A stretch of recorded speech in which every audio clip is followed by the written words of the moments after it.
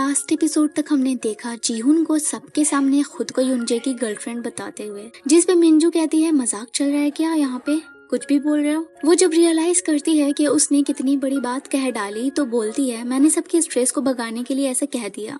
उतने में युनजे को होश आ जाती है। जीहुन देखती है मिंजू और उसके पेरेंट्स को युनजे के साथ, तो खुद को उससे उतना ही दूर पाती है और बाहर आ जाती है। पीछे से युनजे भी, जिस पे वो उसे फौरन अंदर जाने को कहती है, पर वो उसके साथ थोड़ा रुकना चाहता था, सो उसके कंधे पे सर रखकर खड़ा ही रहता है। तभी मिंजू आ जाती है उसे अंदर ले जाने के लिए। अगले दिन जीहुन अपने लॉकर रूम से सारे सामान खाली कर रही होती है। वही युनजे मिंजू के साथ बैठा होता है। वो उसे बताती है पिछली रात हॉस्पिटल में जीहुन ने खुद को उसकी गर्लफ्रेंड बताया। ये सुनकर युनजे जो कोल्ड ड्रिंक पी रहा था उसके मुंह से गिर जाता है मिंजू के ऊपर, जिसे उसे ही साफ करना पड़ता है और वो यहाँ वहाँ हर तरफ क्लीन करवाती है। ये सब दूर से देख रहे जीहुन आकर युनजे पे भड़क जाती है। मिंजू को समझ नहीं आता जीहुन इतना खफा किस लिए है। युनजे जीहुन का मूड सही करने के लिए रेस्टोरेंट ले चलता है। पीछे पीछे मिंजू भी आ जाती है। वहाँ भी युनजे के बगल में बैठने को लेकर दोनों में झगड़े होते हैं। सीट का मामला सॉल्व होता है तो दोनों खाने में भी मुकाबला करना शुरू कर देती है। दोनों एक दूसरे से ज्यादा मिर्ची डालकर नूडल्स खाती है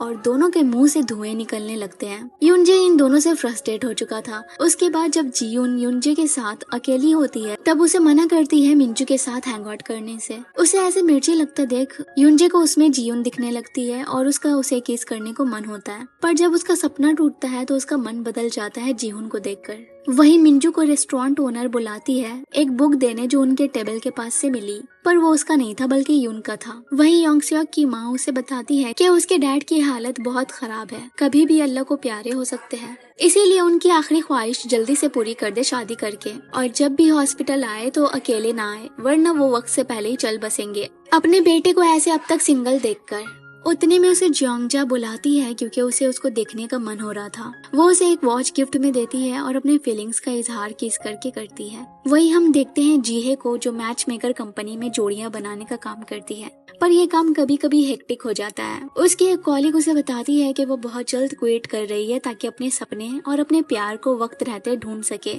फिर हम देखते हैं युनजे को जो उससे जीहुन के बारे में कुछ बात करने आया होता है, जिसे वो समझ बैठती है कि वो उसकी बहन से ब्रेकअप करने वाला है, पर वो कहता है अगर ऐसा करना होगा तो मैं इतना बुज़दिल नहीं हूँ कि तुम्हारी हेल्प लूंगा। फिर वो उसे अपनी बहन की प्रॉब्लम्स बताती है कि इस बदलाव से उसकी लाइफ कैसी रुक सी गई है। वो कहीं जॉब नहीं कर सकती, ना स्कूल जा पा रही है। सो उसके इस प्रॉब्लम को सॉल्व करने के लिए वो यूना की हेल्प लेता है और अपने घर यूना का ट्यूटर बनाकर लाता है। पर उसके पेरेंट्स उसे बताते हैं कि यूना को पढ़ाना मतलब दीवार से सर फोड़ना जैसा है, लेकिन उन्हें उम्मीद है जीहुन यूना के मार्क्स में सुधार करवा पाएगा। उसके बाद अब यूरी का मसला खड़ा हो जाता है जिसे बिना पिए ही चढ़ गई है। वो बताती है कि वो अपनी ऐसी सिंगल लाइफ से तंग आ गई है। वो एक तरफ रोमांटिक नॉवेल लिखती है और दूसरी तरफ उसकी लाइफ में कोई रोमांस नहीं। ऊपर से उसकी को राइटर मिन्हा ने उसे आज एक बुढ़े आदमी के साथ ब्लाइंड डेट पे झूठ बोलकर भेज दिया। उसकी तो कोई पर्सनालिटी भी नहीं थी, ऊपर से भुक्कड़ भी वैसे ही। वो पूछती है क्या मैं इतनी अनअट्रैक्टिव हूँ। ऊपर से मिन्हा का मैसेज आता है जो उसे ब्लाइंड डेट पे ऐसे जल्दी से जाने पे सुनाती रहती है और याद दिलाती है कि उसका बर्थडे आ रहा है और उसने उसके ब्लाइंड डेट को भी इनवाइट करा है, तो इस बार कोई गड़बड़ ना करे। ये देख के जीहुन का तो दिमाग चलने लगता है क्योंकि उसे पता है कि उसकी फ्रेंड कितनी अच्छी है और वो एक बेहतर लड़का डिजर्व करती है। वो उसे घर तक वापस लेकर आ जाती है। वहीं युनजे यूरी की कही बात को सोच रहा था जब उसे घर वापस लाते वक्त रास्ते में नशे की हालत में उसने जीहुन से कहा यार अब तो तुम लड़के हो तो मेरे बॉयफ्रेंड बन जाओ ना, मैं तुम्हें इस युनजे से ज्यादा प्यार करूंगी, चाहे तुम कैसे भी दिखो तब भी मेरा प्यार कम नहीं होगा। अगले दिन जीहुन यूरी के लिए नाश्ता बनाती है। दोनों साथ खा रहे होते हैं कि तभी जीहे का मैसेज आता है जिसे यूरी बिना चश्मे के दूर से भी देख लेती है। जीहुन पूछती है जब तुम देख सकती हो तो चश्मा क्यों लगाती हो। वो बोलती है इसीलिए ताकि मेरी पहचान बन सके। फिर जीहुन की नजर हाई स्कूल राइटिंग कॉन्टेस्ट के विनिंग सर्टिफिकेट पे पड़ती है जब दोनों ने इसमें पार्टिसिपेट किया था। हालांकि जीहुन का राइटिंग को लेकर पैशन था पर ग्रैंड प्राइज यूरी जीती थी, लेकिन यूरी उसे दोबारा लिखने को इनकरेज करती है क्योंकि उसे पता है जीहुन टैलेंटेड बहुत है और हमेशा उसके नॉवेल पे एनोनिमस यूजर नेम से नेक्स्ट चैप्टर और एंडिंग को लेकर अच्छे अच्छे सजेशंस देती है। यहाँ कैफे के बाहर भी युनजे को जीहुन दिख रही है। इवन जब सामने जीहुन होता है तब भी जीहुन अभी आया है यूरी के प्रॉब्लम्स को सॉल्व करने। मिनह्यूक से कहता है यूरी का बॉयफ्रेंड बनने की एक्टिंग करने को, लेकिन वो मना कर देता है क्योंकि यूरी उसकी टाइप की नहीं है और उसे खुद ही ये करने की सजेस्ट करता है क्योंकि वो उससे ज्यादा हैंडसम दिखता है। वो युनजे की परमिशन मांगता है ये करने की और उसके हाँ करने पे वो डिसाइड कर लेता है कि वही उस पार्टी में यूरी का सेवियर बन के जाएगा। घर पे जीहुन को बाथरूम में देख जीहे मस्कारा आईलैशेस में लगाने की जगह लिप्स पे लगाने लगती है, जिससे जीहुन को और कॉन्फिडेंस आ जाती है कि वो यूरी को मिन्हा नाम की चुड़ैल से बचा सकती है। वही मीना अपनी दोस्तों और गेस्ट के सामने यूरी जिसका पेन नेम क्रिस्टल शूज है उसके आइडेंटिटी को रिवील कर देती है। वहाँ वो आदमी भी आ जाता है जिसे देख यूरी जरा भी खुश नहीं लगती, लेकिन मीना उसे कहती है ये तुम्हें बहुत पसंद करता है, तुम्हारी उम्र जा रही है, इससे भी सेटल नहीं हुई तो ये भी नहीं मिलेगा। वो आदमी भी यूरी को बाहर ले जाने की जबरदस्ती करता है और मेन टाइम पे जीहुन हीरो वाली एंट्री करता है और यूरी को उससे बचा कर सबसे कहता है कि वो यूरी का बॉयफ्रेंड है। सबका मुंह खुला का खुला रह जाता है, खासकर मीना को यकीन नहीं हो रहा था कि इतना हैंडसम लड़का यूरी को लाइक भी कर सकता है। मीना यूरी से कहती है जब बॉयफ्रेंड था तब ब्लाइंड डेट पे क्यों गई। वो बताती है कि ये उसका बॉयफ्रेंड नहीं है, उसे भी समझ नहीं आ रहा ये सब क्या हो रहा है। जीहुन मुस्कुराते हुए बोलते हैं हाँ ये सच कह रही है, मेरा प्यार एक तरफा है। जिस पे सब पूछती है यूरी में ऐसा क्या है जो तुम्हें इतनी पसंद आ गई। वो बोलता है मुझे यूरी की हर चीज पसंद है। वो ऐसे ऐसे बातें करता है कि किसी भी लड़की के दिल में तितलियां उड़ने लगे। आखिर में वो यूरी का हाथ पकड़कर वहाँ से निकल जाता है, पर यूरी उस पे गुस्सा करती है ऐसे आकर उसकी मदद करने पे, जबकि उसने उसकी हेल्प नहीं मांगी। ऊपर से ये सब कहना उसका। वो बताती है कि वो खुद को बहुत कंट्रोल कर रही है उसके लिए फीलिंग्स ना लाने की, पर ये सब करके वो उसे ही हर्ट कर रहा है। वही कैफे में जब मिंजू अंदर चली आ रही होती है तो उसमें भी युनजे को जीयुन नजर आ रही थी क्योंकि ये कपड़े और हेयर स्टाइल ठीक जीयुन जैसे थे, जैसे कि उस बुक वाली फोटो में। वहाँ जीयुन आती है और जब युनजे को मिंजू को घूरते हुए देखती है तो मायूस हो जाती है क्योंकि इस चमकीली नजरों से युन सिर्फ उसे ही घूरता था। फिर घर जाकर एक बनी टॉय को मिंजू समझकर सारा गुस्सा उस पे निकालती है, लेकिन फिर खुद को शांत करने के लिए उसी के साथ मेडिटेशन करती है। अगले दिन कैफे में मिंजू फिर से आ जाती है और युनजे से बोलती है तुम्हारी वजह से मैं रात भर सो नहीं पाई। मिनह्यूक ये सुनकर कुछ और ही सोचने लगता है, पर वो असल में उस कॉफी की वजह से जगी रही जो युनजे ने पिछली रात उसके लिए बनाई थी, वो भी उसके कहने पे। लेकिन मिंजू की बातों से मिनह्यूक को लग रहा है शायद युनजे ने अपनी गर्लफ्रेंड से ब्रेकअप कर लिया। युनजे भी मिंजू को साइड ले जाकर सब क्लियर करता है कि उसकी ऑलरेडी एक गर्लफ्रेंड है जिसको लेकर वो बहुत सीरियस है, पर मिंजू उसकी बात को अब तक सीरियसली नहीं ले रही है। फिर उसे जीहुन का वो पिक्चर दिखाती है जब वो क्लब आया था जिस रोज युनजे ने बहुत पी ली थी, और यही फोटो सोशल मीडिया पे तेजी से वायरल हो रहा है। लड़कियों को तो किसी भी हाल में जीहुन का पता ठिकाना चाहिए क्योंकि वह भंवरों की तरह फूल में मंडराना चाह रही थी। जैसे कि अभी खुद युनजे की बहन उसे चील जैसी नजरों से ऐसे घूर रही है जैसे खा जाएगी। उसका ध्यान पढ़ाई से ज्यादा जीहुन के चेहरे को निहारने में है, लेकिन वो बताती है कि वो उसके लिए ऐसा वैसा कुछ सोच नहीं सकती अपने भाई की वजह से, क्योंकि वो उन दोनों के रिलेशन के बारे में जानती है। जीहुन को लग रहा है शायद उसे उसके जीहुन होने के सच के बारे में पता है, पर यूना तो कुछ और ही बात कर रही थी। उसके बाद जीहुन यूरी को मनाने उसकी फेवरेट डिश लेकर आती है और उसके फूले हुए मुंह को देखकर उसकी गालों को खींचने लगती है, जिस पे वो उसे थोड़ा डिस्टेंस मेंटेन करने को कहती है क्योंकि वो अभी भी एक लड़का है और वो भी बहुत हैंडसम, और वो नहीं चाहती बार बार उसका गाल लाल होता रहे। इसीलिए जब तक वो एक लड़का है उसे कुछ रूल्स फॉलो करने होंगे। वहीं युनजे जीहुन की पॉपुलैरिटी देखकर परेशान है, सो आता है उसके घर उस बारे में बात करने, पर उसे लग रहा है ये मामला कुछ दिनों में शांत हो जाएगा। लेकिन वो अब तक उस रात को लेकर युनजे से अपसेट है। इवन जब वो पूछती है पिछली रात कुछ हुआ था क्या, तो वो बोलता है नहीं, मैं तो शिफ्ट खत्म करके सीधे घर चला गया। वो उसे बहुत सिग्नल देती है कि वो उससे अपसेट है, पर युनजे को कुछ समझ नहीं आ रहा था, सो वो रात में फिर से मेडिटेट करती है। वहीं दूसरे दिन जीहे और जीहुन के माँ बाप भी देखते हैं कि उनकी बेटी ऑनलाइन वायरल हो रही है। थोड़ा उन्हें भी टेंशन होने लगता है। इवन स्कूल में भी सब जीहुन के बारे में ही डिस्कशन कर रहे थे प्रोजेक्ट करने के बजाय। मिंजू को अच्छा नहीं लगता तो वो बाहर आ जाती है। वहीं जीहुन जो युनजे के इंतजार में बैठी थी, सारी लड़कियां उसकी फोटोज लेने लगती है, वो भी बिना उसके परमिशन के। फिर उसे अननोन नंबर से कॉल्स भी आते रहते हैं जो मिन्हा ने लीक किए थे। वो युनजे के साथ यूरी के घर आती है। यूरी इस मेस को सही करने की रिस्पॉन्सिबिलिटी उठाने के लिए तैयार है। वो अपने मैनेजर को बोलकर साइनिंग इवेंट रखवाती है जिसमें वो अपना फेस पूरी नेशन के सामने रिवील करेगी। उसके बाद वो जीहुन के साथ कपल फोटोज क्लिक कराती है युनजे की हेल्प से, और अपने सोशल मीडिया अकाउंट पे डालकर लिखती है कि ये उसका बॉयफ्रेंड है। और जैसे कि वो एक फेमस राइटर है और फॉलोअर्स भी मिलियन में है, तो उसे लगता है कि ये मामला इस कन्फेशन के बाद शांत हो जाएगा। वहीं जी exam paper community online search करती है, जहाँ के बारे में यूनसेok ने उसे पिछली मुलाकात में बताया था, ताकि वो उस तक पहुंच सके, क्योंकि उसने उसका नंबर नहीं लिया था। उसके बॉस अभी उसे एक VIP की प्रोफाइल देते हुए कहते हैं कि इसके लिए सही मैच ढूंढने में तुम्हें पूरी मेहनत करनी होगी, और ये प्रोफाइल किसी और की नहीं बल्कि जेओंगजा की थी। वहीं जेओंगजा अभी अपने कैफे में योंगसेok के साथ बैठी उसे कहती है, जब भी मन हो यहाँ आकर पढ़ाई कर लेना, वैसे भी ये हमेशा शांत और खाली ही रहता है। वो लोग अभी एक बार जाने वाले होते हैं, पर उसे उसकी माँ हॉस्पिटल बुला रही थी। वहाँ वो आता है और उसके डैड उसे डांट रहे होते हैं अब तक शादी ना करने पे। उतने में वहाँ जेओंगजा आ जाती है और उन्हें कहती है कि वो अपने बेटे की फिक्र ना करे, बस अपने ट्रीटमेंट पे ध्यान दे। योंगसेok के माँ बाप बहुत खुश होते हैं कि फाइनली उनका बेटा अब मिंगल है और जल्दी शादी भी कर लेगा। वहीं जब जीहुन यूना के घर होती है उसे ट्यूशन देने के लिए, तब यूना जो यूरी की फैन है उसे वो पोस्ट देखकर गुस्से में पूछती है, ये सब क्या है, तुम यूनजे को चीट कर रहे हो? वो बताती है यूरी उसकी बेस्ट फ्रेंड है और ये सब बस एक्टिंग है। तब जाकर उसे शांति मिलती है। वहीं बुक साइनिंग इवेंट स्टार्ट हो गया है। यूरी के बहुत सारे फैंस होते हैं और उनमें से एक मिनह्यूक भी होता है, जिसे अपनी आंखों पे यकीन नहीं हो रहा था कि उसकी फेवरेट राइटर असल में यूरी निकलेगी। वहाँ यूना भी आती है और उसके बाद यूनजे जीहुन के साथ। यूनजे वहाँ जब देखता है अपनी बहन को स्कूल के टाइम पे यहाँ ये सब करते हुए, तो डांट लगाकर फौरन से स्कूल जाने को कहता है। उतने में वहाँ मीना आ जाती है, जो जीहुन को देख उसे पकड़कर सामने लाकर बताती है कि ये यूरी का बॉयफ्रेंड है। मीना सारे फैंस को उकसाती है अपने आइडल को कहने कि वो अपने बुक के एक किस सीन को रिक्रिएट करे अपने बॉयफ्रेंड के साथ। यूरी इस मामले को यही एंड करना चाहती थी, सो वो उसे किस करने के लिए आगे बढ़ती है, पर जीहुन हिचकिचाती है। लेकिन यूरी कहती है सबको यकीन दिलाने और इस कहानी पे यही फुल स्टॉप लगाने के लिए हमारा ऐसा करना जरूरी है, और उसे पकड़कर किस कर लेती है, जिसे देख यूनजे शॉक्ड। वो जीहुन को देख रहा होता है और जीहुन उसे। दे बी लाइक, ये क्या था और क्यों था? उनके किसिंग के पोस्ट सोशल मीडिया पे फैंस ने डाल दिए होते हैं, जिसे मिंजू ने भी देखा और उसे खुशी हो रही थी कि अब ये जीहुन यूनजे से दूर रहेगा।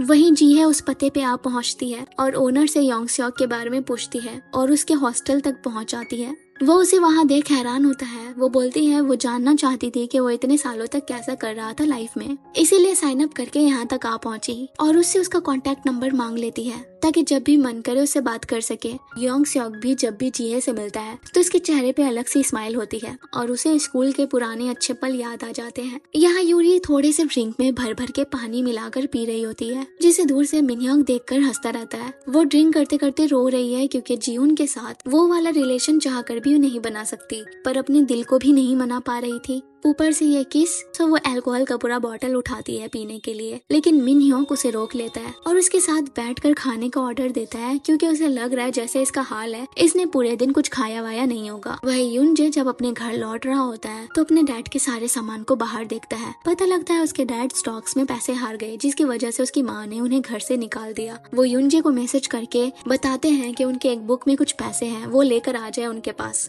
और उसी पैसे से वो रात किसी होटल में गुजारने वाले थे। यहाँ यूरी पूरी ड्रंक हो चुकी थी और रोती जा रही थी क्योंकि ये उसका फर्स्ट किस था। मिनह्योक जिसे पता है यूनजे और जीहुन का रिश्ता दोस्ती से बढ़कर है और यूरी ने उनके लिए ये सब किया है ताकि उनके रिलेशन के बारे में बातें बाहर ना आए, वो बोलता है कोई नहीं, तुमने बहुत अच्छा काम किया, अब लोगों को पक्का यकीन हो गया होगा। लेकिन यूरी रोती रहती है क्योंकि ये उसका फर्स्ट किस था। सो मिनह्योक उसके इस रिग्रेट को कम करने के लिए उसे किस कर लेता है। उतने में वो यूनजे को पास के होटल में जाता देखती है। मिनह्योक का हाथ पकड़कर ले जा रही होती है। वो कहता है मैं अभी इसके लिए रेडी नहीं हूँ। वो उसे यूनजे को दिखाती है और दोनों उसका पीछा करते हैं। उन्हें कुछ गड़बड़ लगता है। मिनह्योक भी बताता है कि हो सकता है वो मिंजू के साथ अंदर गया हो। यूरी जल्दी से जीहुन को कॉल लगाती है और ये सब जानने के बाद वो भागते हुए वहाँ आती है। जब यून होटल के बाहर आता है तो तीनों उसके पास आते हैं। यूरी पूछती है अंदर किसके साथ थे, पूरे 1 घंटे के बाद निकल रहे हो। वो बोलते हैं अंदर मेरे डैड है, पर उन्हें ये एक्सक्यूज लगता है तो वो सबको अंदर दिखाने ले जाता है उसके डैड को, और सब उन्हें देखकर हैरान हो जाते हैं और उसके डैड भी शर्मिंदा। यूनजे थोड़ा अपसेट है क्योंकि उसे नहीं पता था कि जीहुन उस पर ट्रस्ट नहीं करती, पर वो कहती है कि उसे उन लोगों की बातें इसीलिए सच लगी क्योंकि उसने उस रात उसे मिंजू के साथ देखा था। यूनजे बोलता है ऐसा कुछ भी नहीं है, वो बस उसकी एक जूनियर है। वो भी बोलता है कि वो भी अपसेट है यूरी और उसके किस की वजह से। वो उसे सॉरी कहती है और वादा करती है कि वो अब से सबके साथ बाउंड्री सेट करके रहेगी। यूनजे जब घर आता है तो उसके डैड होटल से वापस घर जा रहे थे अपनी वाइफ को मना मनाने और अजीब सा डांस करके उन्हें मना भी लेते हैं। अगले दिन युनजे भी वैसे ही क्यूट बनकर आता है जियून को मनाने के लिए, डांस करता है उसके साथ। उतने में वहाँ मिंजू आती है और बताती है कि वो अब से यही रहने वाली है। जिस बिल्डिंग में जियून रहती है उसी में वो भी आज से रहने वाली है। वो अपने सामान को अरेंज करने युनजे को घर पे बुलाती है। जियून भी जाती है और जब वो युनजे को किसी काम के लिए मदद की आवाज लगाती है तो वो आगे बढ़कर सारा काम खुद कर लेती है, लेकिन एक चेयर उससे असेंबल नहीं होता। सो ये काम युनजे को करना पड़ता है और उन दोनों को ऐसे क्लोज देखकर वो युनजे को इशारा करके बताती है कि वो उसकी जान ले लेगी। ये देखकर तो उसके पसीने छूटने लगते हैं। मिंजू भी उसे पानी वानी देती है और अपने शर्ट खोलकर कहती है कि वाकई गर्मी बहुत है। अपने बाल संवारने लगती है जिसे युनजे बड़े गौर से देखता है और जिहून युनजे को डेडली आंखों से। वहीं जब यूरी को मिनह्यू की पिछली रात की किस याद आती है तब उसके होश उड़ जाते हैं। यहाँ कैफे में मिनह्यूक भी उसकी नॉवेल हंसते हुए पढ़ रहा होता है। थोड़ी देर बाद कैफे में योंगस्योक की माँ आती है जियोंगजा से मिलने और उसके लिए तोहफे में हेल्दी ड्रिंक लाई होती है, क्योंकि उन्होंने अपने बेटे से सुना था कि जियोंगजा को ड्रिंक करना पसंद है। ये तोहफा और उनका प्यार देखकर जियोंगजा की तो आंखें भर आती है। वहीं जियून को मिंजू के सामान से युनजे की वही बुक मिलती है जिसमें उन दोनों के फोटोज थे। वो बताती है ये युनजे ने उस रोज रेस्टोरेंट में भूल गया। वो उसकी गर्लफ्रेंड यानी जियून की तस्वीर देखकर कहती है कि ये फोटो में जितनी अच्छी लगती है उतनी रियल में नहीं लगती। जियून चिढ़ जाती है ये सुनकर, जिसपे मिंजू कहती है तुम लड़कों को तो खूबसूरती की पहचान ही नहीं है। जियून युन की तरफ देखती है और वो कहता है ऐसा नहीं है, जियून सच में बहुत खूबसूरत है। वो सामान यहाँ वहाँ करके वैसे ही बहुत थक गया था, पर उससे ज्यादा मिंजू और जियून के बीच पिस कर। रात में जियून वो तस्वीर देखकर सोचती है ठीक ऐसे ही कपड़े और हेयर स्टाइल मिंजू ने उस रात किए थे जब वो कैफे युनजे से मिलने आई थी। क्या वो मुझे कॉपी कर रही है युनजे को सीड्यूस करने के लिए? वही युनजे जब घर आता है तब उसके डैड उसका उतरा हुआ मुंह देखकर उसकी गर्लफ्रेंड के बारे में पूछते हैं, सब ठीक तो है ना तुम दोनों के बीच? वो कहता है इतना आसान नहीं है, जिसपे वो उसे समझाते हैं ऐसा होता रहता है रिलेशनशिप में, पर हमें प्रॉब्लम से भागना नहीं बल्कि सामना करना चाहिए। साथ में खाओ पियो मूवीज देखो। वो अपने रूम में जियून की पिक्चर देख देख कर इस वाले जियून को मिस कर रहा होता है। वहीं सुबह जब मिंजू कचरा फेंकने बाहर आती है तो जियून से घुलने मिलने और दोस्ती करने की कोशिश करती है, पर वो जरा भी इंटरेस्टेड नहीं था और अपना कचरा फेंक कर अंदर चला जाता है। मिंजू की नजर पड़ती है एक पैम्फलेट पे जिसमें फ्लायर डिस्ट्रीब्यूटर की जॉब की डिटेल्स थी। वो समझ जाती है कि जियून कोई जॉब तलाश कर रहा है। उतने में उसे डोंगी का कॉल आता है जो उसे इस बहाने बुलाता है कि सारे दोस्त लंच करने रेस्टोरेंट आ रहे हैं, पर किसी को वहाँ नहीं पाती है। तब वो बताता है आज उसका बर्थडे है, वो बस उसके साथ अकेले खाना खाना चाहता था। वो जानती है कि डोंगी उसे लाइक करता है, सो वो उसे साफ बोल देती है कि वो उसमें इंटरेस्टेड नहीं है। ज्यादा रूड ना हो तो उसे बर्थडे गिफ्ट के तौर पे एक कैप खरीद कर भी देती है जिसे वो खुशी खुशी पहन लेता है। वहीं जियून के घर उसकी माँ आई है और उसे योगा करना सिखाती है ताकि ऐसी डिफिकल्ट सिचुएशन में खुद को वो शांत कर सके, जैसे कि उन्होंने अपने टाइम पे किया था जब वो लड़का बन गई थी। जियून दिन आती है एक बुक स्टोर राइटिंग की इंस्पिरेशन वाली बुक्स लेने, जिसे टीम लीडर देखकर अच्छी बुक सजेस्ट करती है। ये वही लेडी है जो एपिसोड 1 में जियून का इंटरव्यू ले रही थी और उसे आइडिया देती है कि शुरुआत खुद के बारे में लिखने से करे। साथ ही हो रहे राइटिंग कॉन्टेस्ट के बारे में भी बताती है। उन्होंने इसीलिए उसे अप्रोच किया है क्योंकि वो जानती है ये क्रिस्टल शू का बॉयफ्रेंड है। उसे फिर मिंजू का कॉल आता है। जिहून का नंबर उसने मिनह्यूक से मांगा था। वो उसे फॉल फेस्टिवल प्ले परफॉर्मेंस में एक्टिंग करने के लिए बुलाती है जिसमें उन्हें अच्छे खासे पेमेंट मिल रहे थे। वो बताती है वो ऐसे सारे पार्ट टाइम जॉब्स करती रहती है। ब्रेक के बाद सीन 2 होने वाला था, पर जब जिहून को पता लगता है वहाँ युनजे भी आ रहा है तो जल्दी से शर्म के मारे भाग जाती है, जिसकी वजह से मिंजू को युनजे के साथ प्ले कंटिन्यू करना पड़ता है। और उसमें लिप्स पे पैक करना भी था जिसके लिए मिंजू तो एकदम रेडी थी, पर जिहून बीच में आ जाती है। सारे ऑडियंस हैरान। मिंजू उसे युन के कैरेक्टर को मार देने को कहती है ताकि ये प्ले यहीं पे खत्म हो सके, और ना चाहते हुए भी उसे युनजे को मारने की एक्टिंग करनी पड़ती है। ये सब सुनकर यूरी की हंसी नहीं रुक पा रही थी, पर जियून बहुत एम्बैरेस है। वो दिन उसे अपनी और मिनियो के किस के बारे में ब्लश करते हुए बताती है। वहीं जी है उस रेस्टोरेंट में ओनर की मदद कर रही है जहाँ योंगस्योक यूजुअली खाने आता है। आज सुबह से उसने उसे कई मैसेजेस कर दिए पर अब तक रिप्लाई नहीं आया। ओनर मैसेजेस देखकर कहती है ये चीयर अप मैसेजेस के वो क्या ही रिप्लाई देगा, तुम उसे अपने लिए फिक्रमंद करो।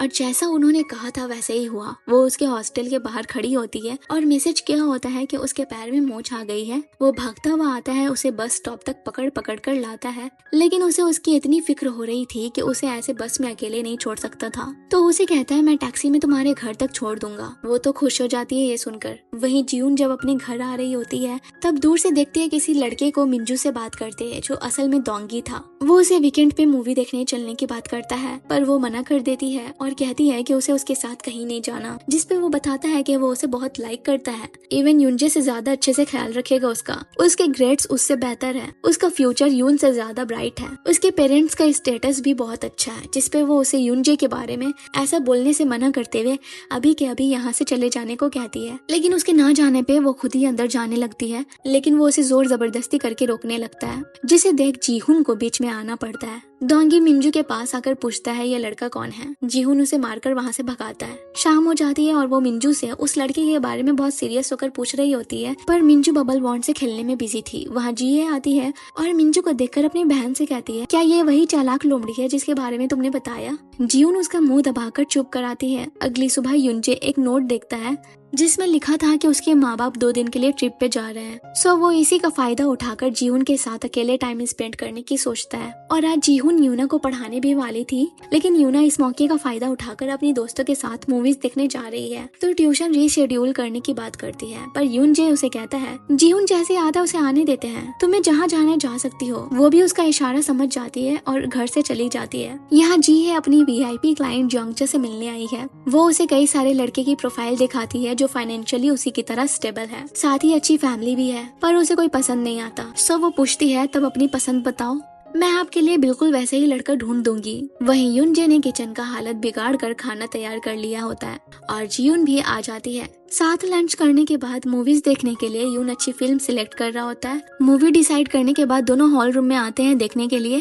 उतने में कोई दरवाजे का लॉक खोलने लगता है। यूनजे उसे जल्दी से छुपाता है और वो उसके पेरेंट्स होते हैं, जिन्होंने रास्ते में एक दूसरे से झगड़ा होने की वजह से प्लान कैंसिल कर दिया। वहाँ किचन की हालत और टेबल पे खाना पड़ा देख पूछते हैं क्या कोई आया था। वो कहता है नहीं, मैं और यूना खा रहे थे, मैं कुछ मिनटों में इसे साफ कर दूंगा, बस आप दोनों अपने कमरे में जाइए। दोनों एक दूसरे से इतने खफा है कि अलग अलग कमरे में चले जाते हैं और इसी दौरान वो जीहुन को बाहर निकाल रहा होता है, पर उसकी माँ पकड़ लेती है और समझती है कि जीहुन उनकी बेटी को पढ़ाने आया है। पर उतने में यूना आ जाती है और जब उसकी माँ उसे डांटती है ट्यूशन के टाइम पे बाहर घूमने पे और डंडे से मारने के लिए आगे बढ़ती है, पर उनके हस्बैंड के बीच में आने से उन्हें ही डंडे से लग जाती है। कैफे में यूरी आती है कॉफी पीने, पर उसका मेन रीजन था मिनह्यूक से मिलना। वो बताती है कि वो बहुत बोर हो रही है, उसकी लाइफ में डेडलाइंस के अलावा कुछ फन नहीं बचा, तो वो उसे फन कराने के लिए एक ग्राउंड दौड़ने के लिए लेकर आता है और पूरे आधे घंटे तक ग्राउंड पे कई बार चक्कर काटने के बाद यूरी की हालत खराब हो जाती है। मिनह्यूक कहता है जब तक तुम्हें डेडलाइन बोरिंग लगना बंद ना हो जाए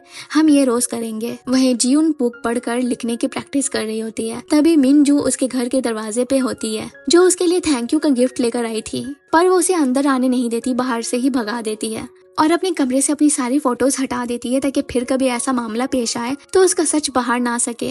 वहीं योंग स्योक अपने माँ बाप के पास आया होता है क्योंकि कल उसके डैड इलाज के लिए एडमिट होने वाले हैं। वो उसे बताते हैं कि उन्होंने अपनी लाइफ में पैसे कमाने के चक्कर में यादें नहीं बनाई, सो वो उनकी तरह ऐसा ना करे बल्कि अपनी फैमिली बनाए और उनके साथ अच्छे पल बिताए। साथ ही बोलते हैं कि एग्जाम को लेकर खुद को इतना पुश ना करे और ये भी हमें पता लगता है कि उसने कुछ कसम खाई थी जब तक वो पास नहीं होगा वो अपने बाल नहीं कटवाएगा और इस बार उसे पूरी उम्मीद है कि वो जरूर से कामयाब होगा। वहीं जियोंगजा अपने बजाय अपनी माँ के लिए डेट ढूंढ रही है और उसे अपनी माँ को ऐसे गुस्सा दिलाने में मजा बहुत आ रहा है। जीहे देखती है जियोंगजा को कोई इंटरेस्ट नहीं है ब्लाइंड डेट पे जाने के लिए, उसे लग रहा है शायद कंपनी उसके लिए सही शख्स नहीं ढूंढ पा रही, सो वो बोलती है कि वो उसके लिए बेस्ट पर्सन तलाश करके रहेगी। जियोंगजा बताती है कि एक्चुअली में उसे एक लड़का पसंद आ गया जिसके पेरेंट्स तक से वो मिल चुकी है और जब जीहे से उसके रिलेशनशिप स्टेटस के बारे में पूछती है तो वो बताती है कि उसे भी एक शख्स अच्छा लगता है जो उसका पहला प्यार है। उससे वो 10 साल बाद फिर से मिली है। दोनों एक दूसरे के फीलिंग्स के बारे में बात कर रहे होते हैं कि तभी जीहे को योंगसेओ का मैसेज आता है जो बताता है कि उसके डैड गुजर गए। जियोंगजा को वो बताती है कि उसके फर्स्ट लव का मैसेज आया है, उसे अभी जाना होगा उसके डैड की फ्यूनरल पे।